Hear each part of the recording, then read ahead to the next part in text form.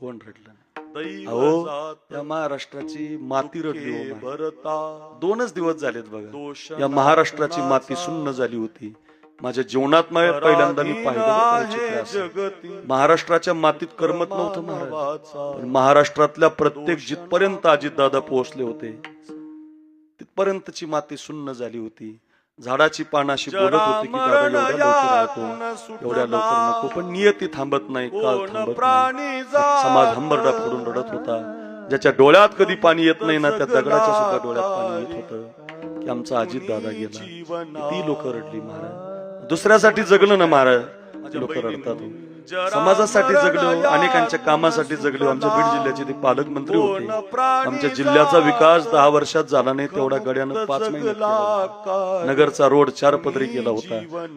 ऑफिसची बांधकाम करण्याची तयारी चालू होती. आमच्या जन्मात कधी रेल्वे आली नाही, ती रेल्वे लवकर आणली होती अजितदादानं. अजून तर परळीपर्यंत फास्ट गेली असते. ज्या दिवशी त्यांचा तो ऍक्सिडेंट झाला ना दादांनो, त्याच दिवशीच्या त्याच काळातला थोडं चित्र बघा. सगळ्यांनी ते फोटो बघितलेत, व्हिडिओज बघितलेत. त्यांचं कोळसा झाला शरीराचा, जळून गेले, खाक झाली. त्यांच्या कामाची ती कागद खाली पडली. मी मेलो तरी चालेल, पण माझी कामं कुणी बंद करू नका, माझ्या लोकांना कुणी अडवू नका.